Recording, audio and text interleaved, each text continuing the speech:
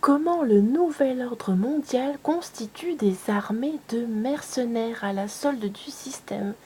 Eh bien, cet article est un élément indispensable à la compréhension de ce thème. C'est un élément complémentaire de la mosaïque qui nous permet de comprendre ce qui se trame à l'échelle internationale.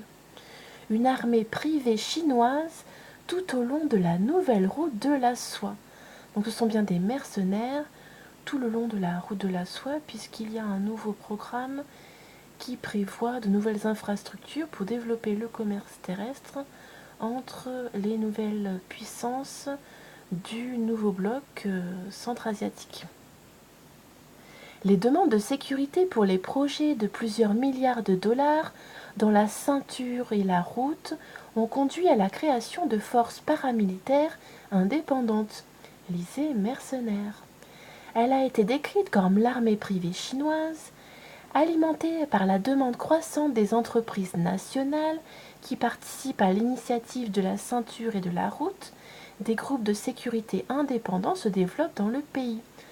Donc la ceinture et la route, c'est vraiment l'appellation officielle de ce grand projet, qui est la nouvelle route de la soie.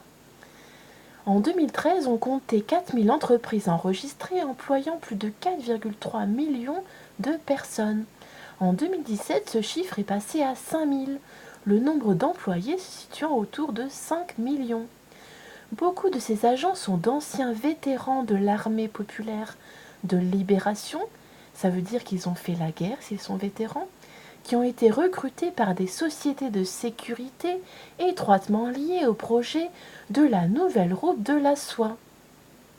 Comme leurs homologues occidentaux, donc leurs équivalents occidentaux, la plupart des CSP chinois emploient d'anciens soldats ou d'anciens policiers, ce qui brouille la frontière entre les forces de sécurité chinoises et les fournisseurs privés de services de sécurité.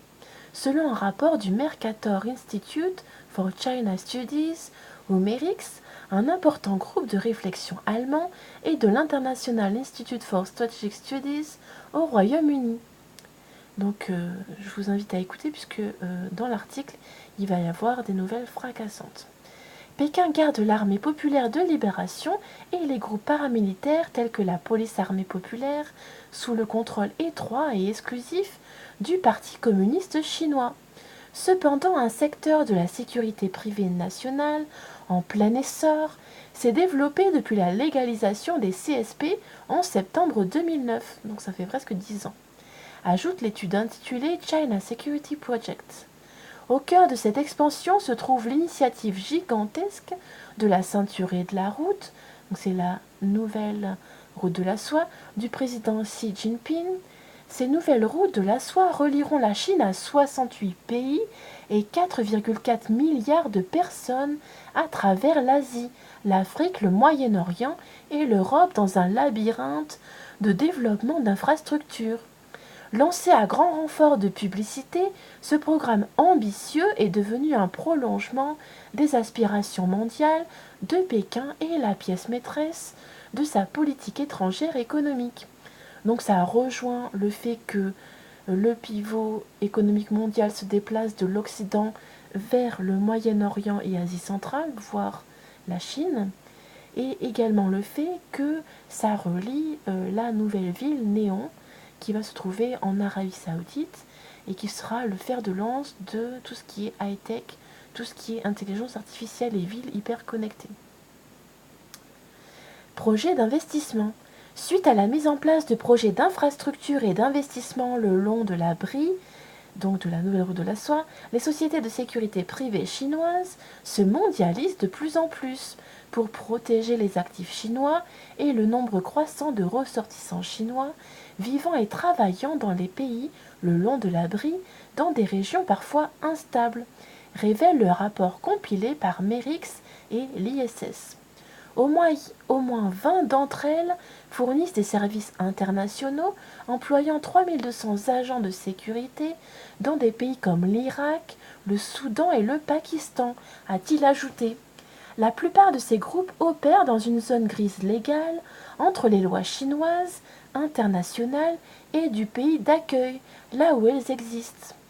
le système juridique chinois interdit officiellement aux agents et dans de nombreux pays où ils travaillent de porter ou d'utiliser des armes.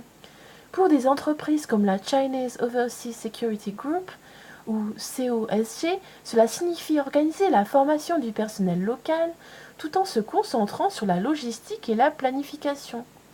Le COSG, un consortium d'entreprises de sécurité, a été envoyé en 2016 au Pakistan, en Turquie, au Mozambique, en Afrique, au Cambodge, en Asie, en Malaisie et en Thaïlande, toujours en Asie.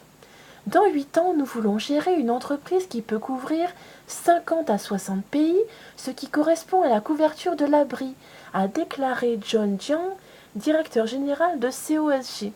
Donc c'est vraiment une armée de mercenaires qui va s'implanter dans tous les pays. C'est quand même une nouvelle de points. Pourtant, des ressortissants étrangers travaillant dans des entreprises d'État de premier plan ont essuyé des tirs dans certains des principaux points chauds du monde. En 2012, des entrepreneurs en sécurité chinois armés ont aidé le personnel de sauvetage de l'armée soudanaise dans le village d'Al-Abbasiyah dans l'état du Kordofan dans le sud. Donc ce sont vraiment des intérêts privés, par exemple les intérêts de la Chine, puisque nous avons la chance d'avoir cet article sur la Chine, bien qu'il décrive un processus qui a lieu dans à peu près tous les mondes. Donc ce sont des armées de mercenaires qui ne seront plus sous le coup de la loi, puisqu'ils seront sous le coup de la loi de leur pays d'origine, et ils n'auront plus à venir s'expliquer devant un tribunal international notamment. Plus de 300 travailleurs ont ensuite été évacués du Sud-Soudan en 2016 et 1000 entrepreneurs chinois ont été contraints de fuir Samarra en Irak 2 ans plus tôt, suite à la confrontation du gouvernement de Bagdad avec le groupe terroriste de l'État islamique EI. De tels incidents qui ont fait la une des journaux ont finalement incité Pékin à renforcer sa sécurité à l'étranger.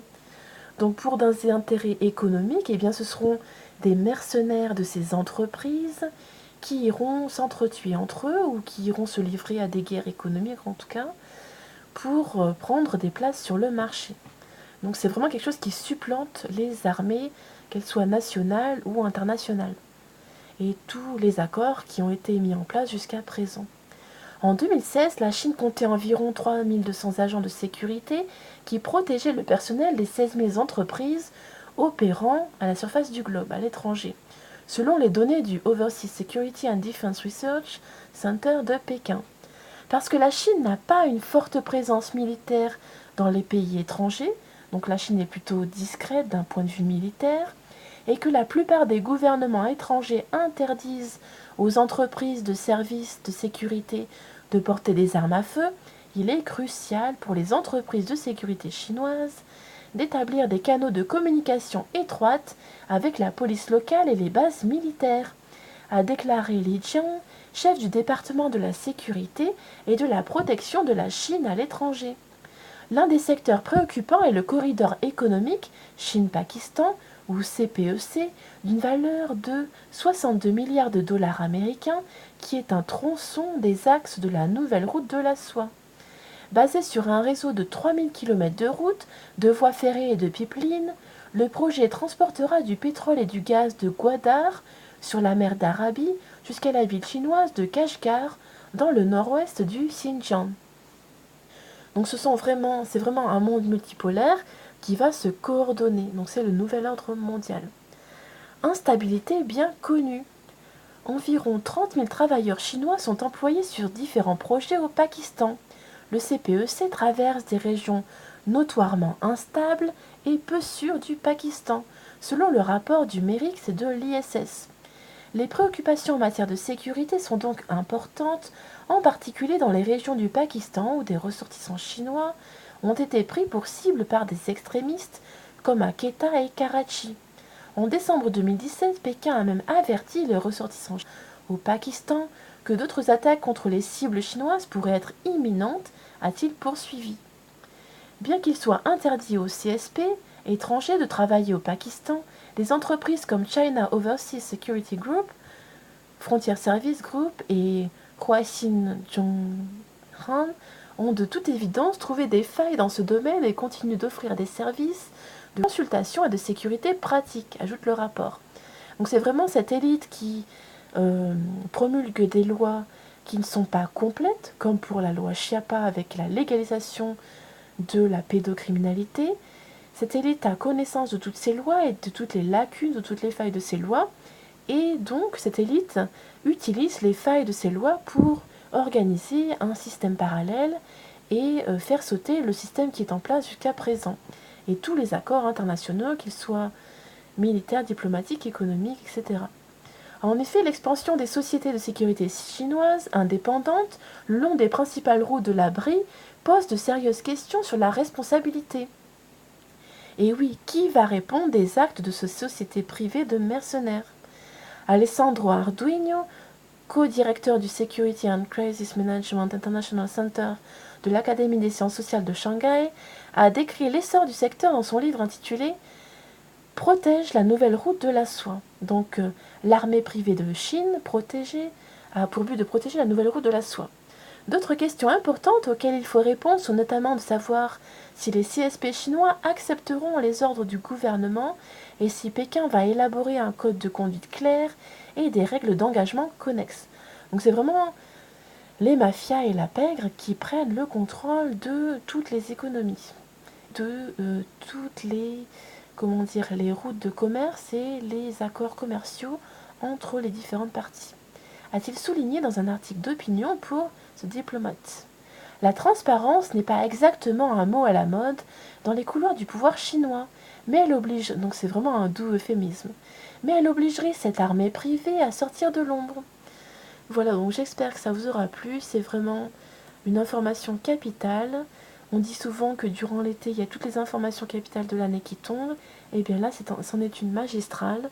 Ça veut dire qu'il y a quelque chose qui se prépare, de grand, de très très important, et qui va être passé sous cap sans que les gens s'en rendent compte, puisque la majorité est dormante, et puisque ça se fait sur plusieurs années, voire des décennies. A plus.